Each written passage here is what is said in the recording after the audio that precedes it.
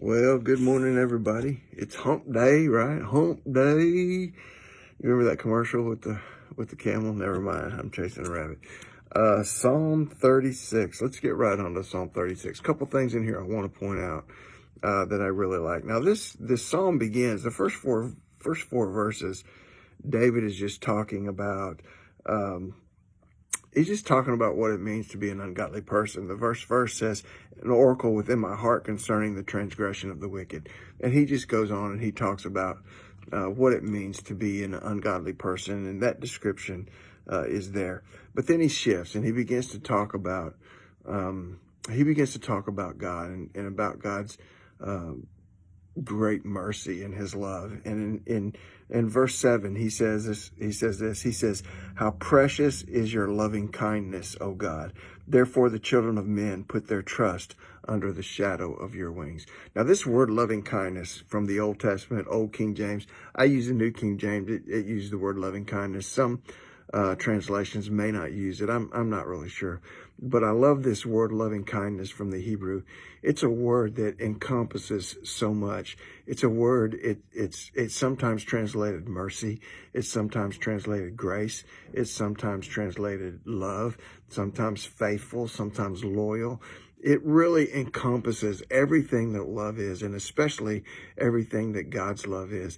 It's a word that means it's really only God's kind of love, and it is a merciful, graceful, loyal, faithful love that God has for his people. I love that word. I love that word, loving kindness. I wish we still used it in our vernacular today, but we don't. But he says, your loving kindness, God, is so precious. It's so trustworthy. It's so faithful, merciful, graceful. It's so loyal. He says, therefore, the children of men put their trust in the shadow of your wings. Because of your great loving kindness, we find our safety and security in you. And then in verse 9, he says, for with you is the fountain of life, and in your light we see life. For with you is the fountain of life. In John chapter 4, there's a story where Jesus was talking to this Samaritan woman, and they're at a water well, and the disciples have gone to town to get something to eat, and she comes out and she's drawing water, and Jesus says, well, would you draw me some water? And she says, well, how, you're a Jew. Why are you asking me to draw you some water? And he says to her, he says, if you knew who I was, you'd be asking me for a drink.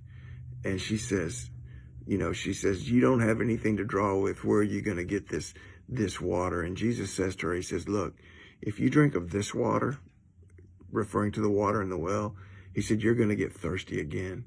But if anyone drinks from the water that I give them, it will be like a fountain of water springing up into eternal life inside of them. In Jeremiah, God speaks through the prophet Jeremiah, and he says, my people have committed two evils. They have forsaken me, the fountain of living waters. You see, life with Christ and having Christ in your life, it's not a one-time event. It's not a one-time experience. It is daily. There is a freshness. There is a renewing. It's not like an old stale cistern of water. It's not like an old stale pail of water. It is like a fresh flowing spring that springs up inside of you every single day, constantly, always new, constantly, always fresh, constantly, always refreshing. So David says, for with you is the fountain of life. God gives the fountain of life.